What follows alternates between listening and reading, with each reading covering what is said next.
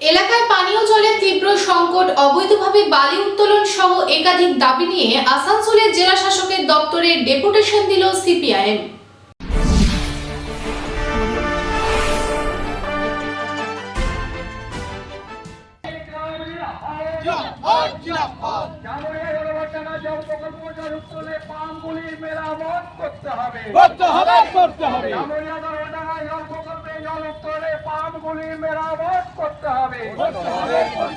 এলাকায় পানীয় জলের তীব্র সংকট, অবৈধভাবে বালি উত্তোলন সহ একাধিক দাবি নিয়ে আসানসোলের জেলা শাসকের দপ্তরে ডেপুটেশন দিল সিপিআইএম।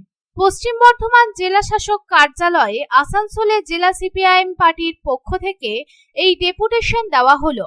পানীয় জলের দাবি, অবৈধভাবে বালি উত্তোলনের প্রতিবাদে সহ একাধিক দাবি নিয়ে শুক্রবার দুপুরে উপস্থিত ছিলেন সিপিএম এর রাজ্য কমিটির নেতা পার্থ মুখার্জি, গৌরাঙ্গ চট্টোপাধ্যায়, জাহানারা খান, তাপস কবি সহ সিপিআইএম এর কর্মী ও সমর্থকেরা।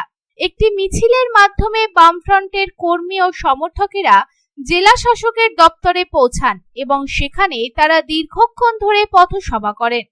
একটি প্রতিনিধি দল জেলা শাসকের দপ্তরে গিয়ে তাদের ডেপুটেশন পত্র জমা দেন। এদিন সিপিএম নেতা পার্থ মুখার্জি বলেন, পিএইচইর পাইপলাইন ভেঙে পড়ার পরে জামুরিয়া রানীগঞ্জের বিস্তীর্ণ এলাকায় জলের সমস্যা রয়েছে। এলাকার মানুষ তীব্র ক্ষোভ প্রকাশ করতে শুরু করেছে। যেখানে জলের ব্যবস্থার সঙ্গে যুক্ত আছে কালাঝরিয়ার এই পাইপলাইনের সঙ্গে, তারা তীব্র জলকষ্টের মধ্যে দিয়ে এবং জল না পাওয়ার কারণে তাদের পয়সা দিয়ে বাড়তি জল তাদেরকে কিনতে হচ্ছে, যেটা অধিকাংশ মানুষের পক্ষে প্রায় অসম্ভব। এমত অবস্থায় আমাদের বিকল্প কি হতে পারে? তারা আমাদের জানিয়েছিলেন কর্পোরেশন, পিএইচই সবাই মিলে এই সমস্যার সমাধানে একটা বিকল্প পথ তারা খুঁজবেন।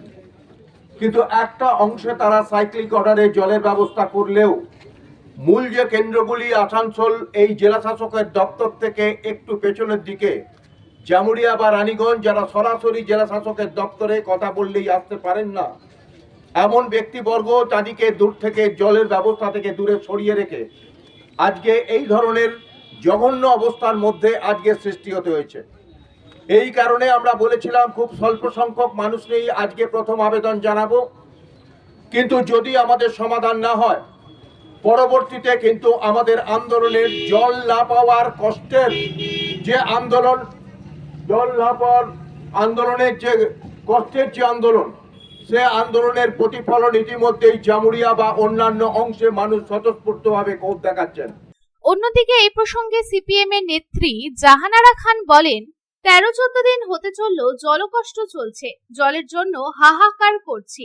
বামফ্রন্ট সরকার মানুষকে পানীয় জল দেবার ব্যবস্থা করেছিল, মানুষ হাহাকার করছে জলের জন্য। তবে আজ মানুষ হাহাকার করছে জলের জন্য। মানুষ নোংরা জল পান করতে অভ্যস্ত হয়ে গেছে, জল কিনে খেতে হচ্ছে। জলের ব্যবস্থা না করা গেলে মানুষের কষ্ট হবে। জলের বিষয়ে প্রশাসনের কোনো গুরুত্বই নেই। তবে জলের যদি কোনো ব্যবস্থা না নেওয়া হয় তবে বৃহত্তর আন্দোলন করা হবে। আমরা ভীষণভাবে জলকষ্ট হচ্ছে আমরা অনুভব করছি। মানে জলের অপর নাম জীবন, জল ছাড়া মানুষ বাঁচতে পারে না।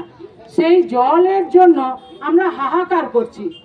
বামফ্রন্ট সরকার থাকাকালীনই যে নদীগুলোর উপরে যেভাবে জল প্রকল্প করে মানুষকে পরিশ্রুত পানীয় জল দেবার যে ব্যবস্থা করেছিল, সেই ব্যবস্থা এখন আমরা দেখলাম যেভাবে ভেঙে পড়েছে।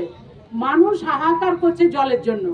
কিছু অংশের মানুষ জল পাচ্ছে যাদের মেজিয়ার সাথে কানেক্টেড আছে, কিন্তু আমরা যারা কালাঝরিয়ার জল, মানুষ অভ্যস্ত হয়ে গেছে এই জল পান করতে। এখন এমন অবস্থা হয়ে গেছে যে মানুষ স্নান করা তো দূরের কথা, জামা কাপড় কাচা, শৌচালয় যাওয়া, কয়েক ফোঁটা জল নেই। বর্ষাকালে জল চারদিকে থই থই করছে, কিন্তু মানুষ প্রয়োজনে জল পাচ্ছে না। গরিব মানুষ 1 ড্রাম জল 100 টাকাতে আমাদের কিনতে হচ্ছে। এক ছোট ট্যাঙ্কার একটি জল 1000 টাকাতে নিতে হচ্ছে, তাদের 3-4 জন মিলে ভাগ করে নিতে হচ্ছে। কারণ জল ছাড়া তো আমরা বাঁচতে পারবো না। আমাদের যখনই এই প্রকল্পটা ভেঙে পড়েছে তার পরের দিনই সেই দিনে রাতে আমাদের নেতৃত্ব পার্থদা, আমাদের এখানকার ভূতুদা, এরা সবাই মিলে তারপরে তিনি আমাদের ডিএম অফিসে এসে জানিয়েছিলেন, বলেছিলেন যে এই প্রকল্পের জলের ব্যবস্থা যদি তাড়াতাড়ি না করা যায় তাহলে কিন্তু মানুষের খুব কষ্ট হবে। আমরা আমাদের দাবির কথা আমরা প্রশাসনকে জানাতে এসেছি। এর যদি কোনো প্রতিকার না হয় আগামী দিনে আমরা বৃহত্তর আন্দোলন করব। আসানসোল থেকে সন্তোষ মণ্ডলের report, public Times. Mohan the family store. বাতাসে শিউলি ফুলের গন্ধ মানেই মায়ের আগমনী, পুজোর কেনাকাটা মানেই Mohan. Mohan the family store, Asansol, Raniganj.